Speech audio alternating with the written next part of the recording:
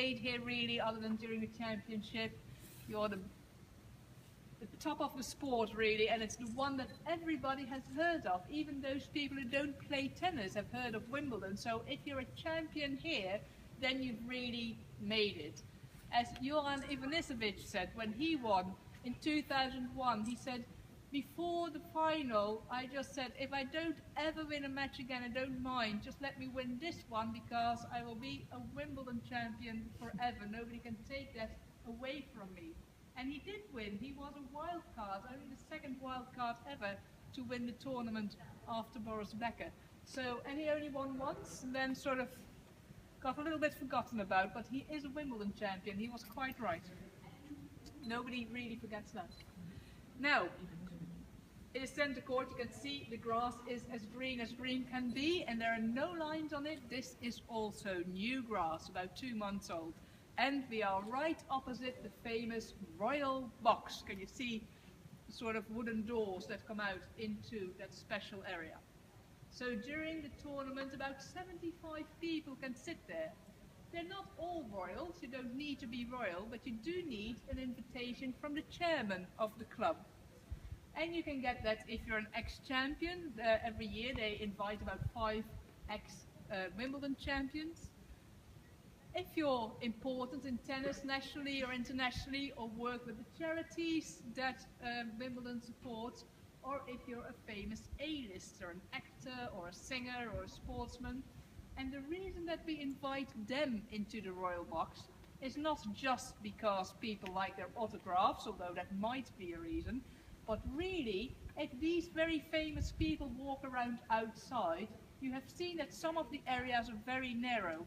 And if someone famous is standing there, everybody wants to go and see them. And that creates enormous problems for security. So it's much easier to keep them in the Royal Box. There's a restaurant behind, they get wined and dined, they sit in the Royal Box, they're on television, they feel important, and we can get on with the rest of our lives outside and the other court. So that is what you have to think of when you see them sitting there.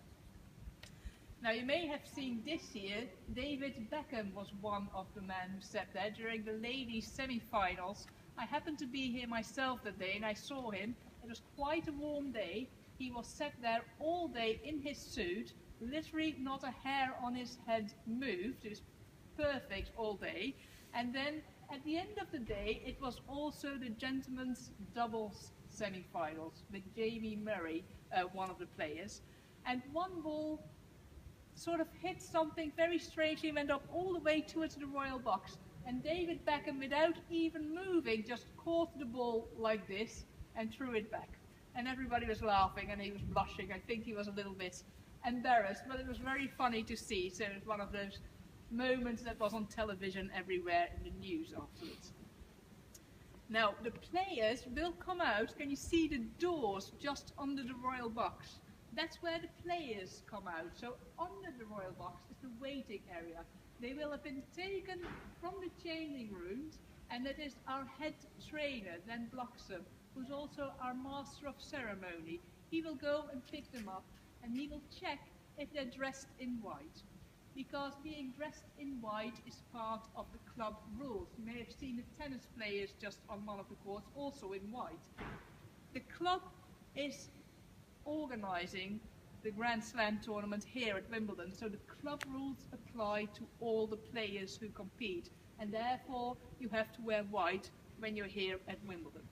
So he will check if they are dressed following the white dress code, and then he takes them down here to make sure they're here on time. And exactly at 1 o'clock normally they come out onto the court. They always come together and leave together, especially of course if the Queen or someone important is there, and then they have to bow or curtsy when they come on. Once the tournament is on though, there will be a screen in front of the door. So on television you see them coming around the side, and this side here on the right is where the umpire's chair would be. So this is where they're sitting normally, just to give you that idea. Now once again, you can see that we actually have the scoreboards here. So here you can see where they are. We always keep the last score on there from last year's champion. We We also have the ladies, but it's just under us, so we can't see it. And also just under us is the commentators box for the BBC, but you can see some other ones on the other side. And behind the scoreboard there on the left-hand side is where the friends and family and trainers of the players sit. So when the gentlemen win, they normally go up there and then hug their family and thank their trainers. And that was Pat Cash from Australia who started that in 1987. He was the first one to climb up there, quite unexpectedly then. Now I also need to say something about the roof probably, because we have mentioned it before, and it's just above me here, as you can see. As you can see, there's a very dark line running in the middle of it. So this is a roof of two parts. So the parts that's above me should be on the other side and will be during the tournament. And if it's raining, the first thing that happens is that they will cover the court. You know, they're running really quickly to cover it. They can do it even quicker, but the players have to get up first. So they can do that in 10 seconds. And then when it's raining, the referee will decide if it's gonna be dry soon or not. And if he thinks the roof needs to be closed, then they will close the roof. It will come from both sides and close in the middle. And it will take about 10 minutes to do so. But once the roof is closed, it changes the inside of the stadium. It gets humid and it gets very warm because there's 15,000 people sitting here. So they need to put on the air conditioning to make sure the grass is ready to play on and not too hot. So it takes about 45 minutes before the players can come back, which is a very long break for the players. So they only do that once. So once the roof is closed, it's going to stay closed until the end of the match, no matter what the weather does outside. Once it is closed, can you see the very big lamps here? So we can here have artificial lighting when the roof is closed, and we can play till 11 o'clock at night. And that is as late as we go here, not any later than 11 o'clock at night. Outside, you will have noticed we have no big lights on the court, so outside we only play till the end of daylight, about 9 o'clock maybe. But if we're very much behind, we can close the roof and put some more games on here. And the reason we have the roof, and some people were here in 2009 when it was put on, but then we didn't actually have rain for 2 years, so we didn't need to use it until 2011. It's just typical, isn't it? That's why we're bringing the umbrella, so we have a dry tour. It's the same idea, really. But the reason we have it, it's not so much for the players or for the club, but for the television. So that the television, if they say live tennis at Wimbledon, there is live tennis at Wimbledon, and there isn't rain delay at Wimbledon, because the broadcasters pay a lot of money for the rights to show this on television, and that money is really what pays for the tournament. So we need to show them something, so that's why we have the roof.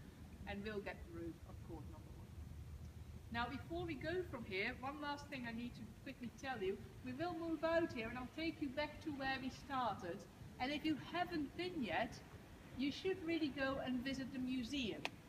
You can go in there with your bracelet, and it is downstairs from where you got your bracelet, where the tour began. And what you should really go and look for there are the 2 trophies. You know, if you miss everything else, you should go and see everything, but the trophies you should go and have a look at, because if you win the trophy here, either the Challenger Cup or the Rosewater dish, you can kiss it, you can bite it, you can show it off, you can take photos of it, but when you go home, you have to give it back. Okay, you cannot take it out of the club, it stays here. You will get a copy to take home with your name on it.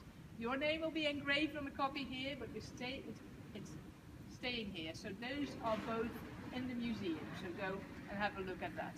And if you're ready after all this talking and all this information, and you need a break, there is a cafe at the end as well, if you'd like to go and have a drink there.